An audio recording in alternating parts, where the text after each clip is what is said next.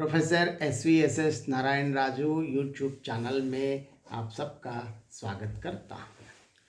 अब खासकर हिंदी साहित्य के विद्यार्थियों के लिए भक्ति काल से संबंधित एक विषय पर मैं आपके साथ कुछ जानकारी मैं आपके साथ साझा करना चाहता हूँ। सब जानते हैं, जब भी हम हिंदी साहित्य का इतिहास में खासकर भक्ति काल या हिंदी साहित्य के स्वर्ण युग माना जाता है, इस भक्ति काल से संबंधित जब भी हम बात करते हैं तो राम भक्ति शेखा, कृष्ण भक्ति शेखा, ज्ञानाश्रय शेखा, प्रेमाश्रय शेखा आदि के बारे में चर्चा करते हैं। और इसमें खासकर कृष्ण भक्ति शेखा से संबंधित विषय जब भी हम बात करते हैं, कृष्ण भक्ति शाखा की जो कवियों की एक लंबी सूची है, इसके बावजूद भी कृष्ण भक्ति शाखा से संबंधित बात करते वक्त सबसे पहले हम सूरदास के बारे में हम चर्चा करते हैं। तो आइए आज हम देखेंगे सूरदास की विशेषताएं क्या है। हम सब जानते हैं भक्तिकालीन परिस्थितियों के बारे में जब भी हम भक्तिकाल से संबंधित बात करते हैं तो तत्कालीन समय में बहुत संक्रमणकालीन समय माना जाता, क्योंकि एक ओर बौद्ध दर्शन का अंतिम और समय है और इसके साथ साथ एक ओर मुसलमान राजा या मुसलमान शासक और इसी के साथ साथ सभी विचित्र परिस्थितियों की देन है, जहाँ बौद्ध भिक्षुओं के अलग अलग शाखाओं में विभक्त होके लोगों को आकर्षित करने के लिए और जो गौतम बुद्ध ने जो अहिंसा का जो मार्ग बता दिया उससे हटकर ऐसे आ गए हैं कि अलग अलग जादू, टोना, मंत्र, तंत्र, जप आदि आ गए हैं। और इसी के साथ साथ समाज के जो पिछड़े वर्ग या जिन लोगों को समाज के मुख्य जीवन धारा में जिनको आने में कुछ निषेध या उनको आने के लिए मौका नहीं है, ऐसे लोगों के लिए एक अलग मार्ग आ गए हैं, वो ज्ञानाश्रय या उसमें निर्गुण, और लोगों में इस प्रकार निर्गुण की ओर जाएं या सगुण की ओर जाएं, इस प्रकार की बहुत विचित्र स्थिति थी। इस संदर्भ में सूरदास भी, अगर सूरदास को हम जहाँ वल्लभाचार्य से दीक्षा लेने के पहले और बाद में, वल्लभाचार्य से दीक्षा लेने के पहले सूरदास की कविताओं पर अगर एक बार हम ध्यान देते हैं तो सूरदास ने भी ये लिखा है कि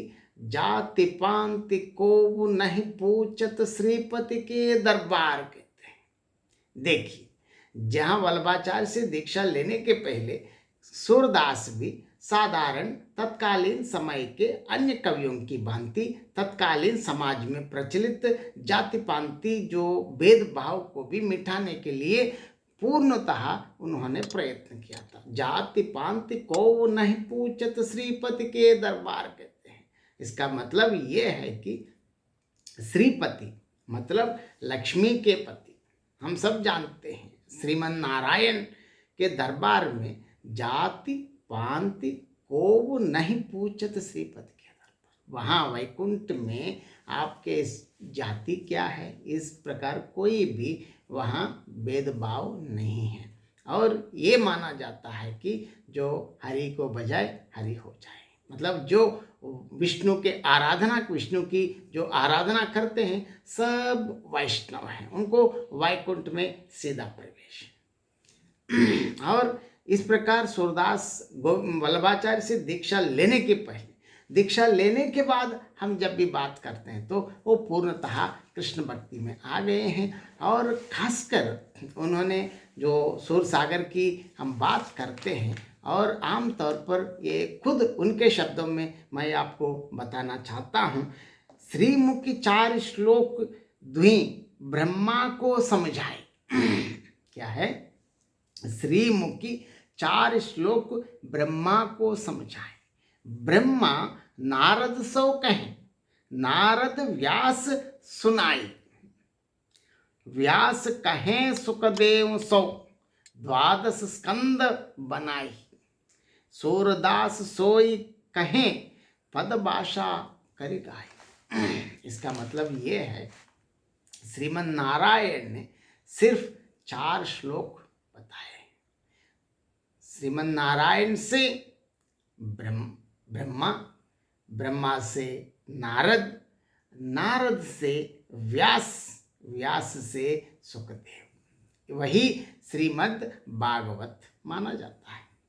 इसी श्रीमद् भागवत को सूरदास कहते हैं पद भाषा करे, मतलब तत्कालीन साधारण सामान्य जनता की बोल चाल की भाषा में अभिव्यक्त किया है, वही सूरसागर है। मतलब सूरसागर मतलब और कुछ नहीं है, श्रीमद् भागवत का व्रज रूपांतरण। यहाँ अनुवाद वगैरह कहना मैं उचित नहीं मानता हूँ। सूरदास जैसे लोगों के साथ अनुवाद का शब्द प्रयोग करना मैं उचित नहीं मानता हूँ। ये श्रीमद् भागवत का साधारण जन भाषा में, तत्कालीन साधारण जनता को समझाने के लिए जनता की भाषा में जो रूपांतरित हुआ है, वही सूरसागर माना जाता है। जहाँ हम सूरसागर की भी बात करते हैं, सूरसागर में सबसे ज़्यादा विशिष्ट जो माना जाता है भ्रमर गीत सार। भ्रमर गीत सार की विशेषता क्या है? भ्रमर गीत सार की विशेषता ये है कि जहाँ ये भ्रमर मतलब हम सब जानते हैं ब्लैक बी माना जाता है, लेकिन भ्रमर को क्यों प्रतीक के रूप में प्रयोग किया गया है? यह भ्रमर शब्द सूरदास ने पहली बार प्रयोग किया? नहीं। भ्रमर शब्द का प्रयोग अनेक प्राचीनतम कवियों से लेकर आज तक भ्रमर को एक प्रतीक के रूप में लेने की परंपरा थी, लेकिन किस प्रतीक के रूप में? हम सब जानते हैं भ्रमर का स्वभाव क्या है। हम सब कहते हैं कि भ्रमर कहाँ रहते हैं, हम देखेंगे एक बार। ठोस से ठोस पेड़ को छेद करके उस छेद के अंदर बहुत सुरक्षित रहने की आदत है। लेकिन वही भ्रमर जब मकरंद पीने के लिए जाते वक्त कोमल से कोमल फूलों के अंदर तक जाकर वहाँ पीने के लिए इतनी तल्लीनता से शहद पीते वक्त कभी कभार अनेक फूल शाम होते ही मुरझा जाते हैं।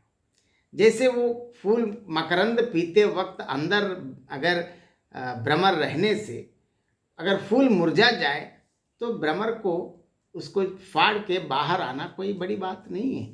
तब भी जब तक मकरंद समाप्त नहीं होता है तब तक बिल्कुल भ्रमर अंदर ही रह जाता है। जैसे मकरंद समाप्त होते ही हम सब जानते हैं भ्रमर उस फूल को अत्यंत निर्ममता के साथ छोड़कर और एक फूल तक जहाँ मकरंद है उस फूल को ढूंढते ढूंढते उड़ उड़ कर चले जाते हैं। और इसी प्रकार पुराने समय में कवि लोगों ने ऐसे पुरुषों को, मतलब जो पुरुष विभिन्न स्त्रियों के साथ संबंध रखते हैं, हम सब जानते हैं स्त्री को पाने के लिए पुरुष अलग अलग प्रकार के जो शब्द प्रयोग करते हैं, इश्क कहें, प्रेम कहें, अलग अलग मोहब्बत कहें, प्यार कहें, लेकिन ये सारे शब्द बताते हैं। लेकिन ऐसे पुरुष स्त्री के साथ अपने संबंध बनाने के बाद और जब तक स्त्री के साथ अपनी स्वार्थ की मतलब की पूर्ति ना हो जाए, होने के बाद जो पुरुष अत्यंत निर्ममता के साथ उनको छोड़कर अन्य स्त्रियों के पास जाता है, ऐसे पुरुषों को या ऐसे पुरुष या प्रवंचक पुरुष या धोखेबाज पुरुषों के लिए प्रतीक के रूप में कवि लोगों ने भ्रमर शब्द का प्रयोग करने की परंपरा थी। इससे ये पता चलता है कि भंवर किसके लिए प्रतीक है? प्रवंचक या वंचक या धोखेबाज पुरुषों के लिए प्रतीक है। इस प्रकार कवि लोग इस प्रकार प्रवंचक पुरुषों के लिए प्रतीक के रूप में भंवर शब्द का प्रयोग करने की बहुत प्राचीन परंपरा थी। अब यहाँ भ्रमर किसके लिए प्रतीक है? मैं यहाँ कृष्ण को मैं प्रवंचक या धोखेबाज कहना मैं नहीं चाहता हूँ, लेकिन कृष्ण तो हम सब जानते हैं कितनी गोपियाँ हैं और उनकी अलग अलग कथाएं हैं, उसका संदर्भ अलग है। लेकिन यहाँ कृष्ण के लिए प्रतीक है भ्रमर शब्द। और भ्रमर गीत सार में खासकर जहाँ भ्रमर के माध्यम से इसकी कथा ये माना जाता है कि हम सब जानते हैं व्रज छोड़कर कृष्ण आने के बाद मद्रा से कभी गए नहीं, लेकिन यहाँ माना जाता है कि वो कृष्ण के बहुत प्राणप्रिय मित्र उद्धव हैं। उद्धव ब्रह्मज्ञानी हैं, उनको वो ये मानते हैं कि कृष्ण कोई भगवान नहीं है। तो इसके लिए सूरदास इस प्रसंग को अपने तत्कालीन समय के अनुसार निर्गुण पर सगुण की जो विजय दिखाने के लिए भ्रमर गीत प्रसंग को चुना है। और इस प्रसंग की आमतौर पर ये माना जाता है जो इसमें भगवान कृष्ण उद्धव को अपनी प्रतिनिधि के रूप में गोपियों तक भेजना और ये गोपियों तक जाने के बाद कृष्ण से संबंधित संदेश देना और इसके बाद ब्रह्म ज्ञान की बातें करते हुए बार बार निर्गुण ब्रह्मा की बातें करते हैं, तारीफ करते हैं। तो गोपियाँ इसकी जो प्रतिक्रिया में गोपियों की जो अपनी अत्यंत वाग विदग्धता के साथ सगुण साकार पर ब्रह्मा की महानता के बारे में गोपियों के माध्यम से सूरदास ने अत्यंत मार्मिक ढंग से चित्रित करके अंत में उद्धव सगुण साकार पर ब्रह्मा की महत्ता और सगुण साकार पर ब्रह्मा श्रीमन नारायण को स्वीकार करते हुए अंत में यहाँ का जो पूरा व्रज से पूरा संदेश लेकर मद्रा तक पहुँचने की ये कथा है। इस कथा का ये उद्देश्य, लेकिन इसके माध्यम से सूरदास ने तत्कालीन समय में प्रचलित निर्गुण धारा का खंडन किया है। इसका मतलब ये नहीं खंडन, आमतौर पर खंडन मतलब आप नेगेटिव मत समझना, क्योंकि सूरदास का मूल उद्देश्य ये है कि भारतीय भक्त मतलब भारतीय जनमानस गोपियों जैसे बहुत अबोध हैं, अनपढ़ हैं।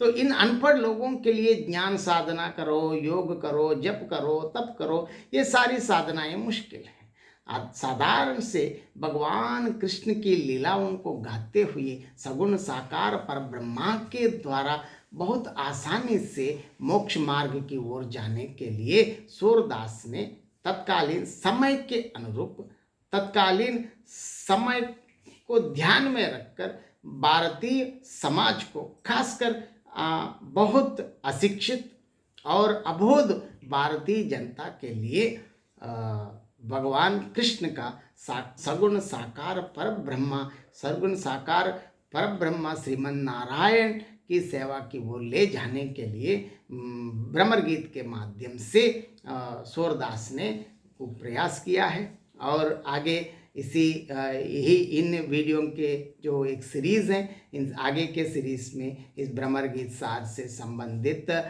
मुख्य पदों के द्वारा भ्रमर गीत और भ्रमर गीत सार की विशेषताएं और इसी के साथ साथ गोपियों की विरह वेदना आदि अलग अलग विषयों पर हम आगे चर्चा करेंगे। इसके लिए मैं आपको धन्यवाद अदा करता हूं, लेकिन आप सबसे एक विनम्र अनुनय अनुरोध है कि आप ज़रूर इन वीडियो को देखने के बाद ज़रूर आप अपनी प्रतिक्रिया व्यक्त कीजिए। धन्यवाद।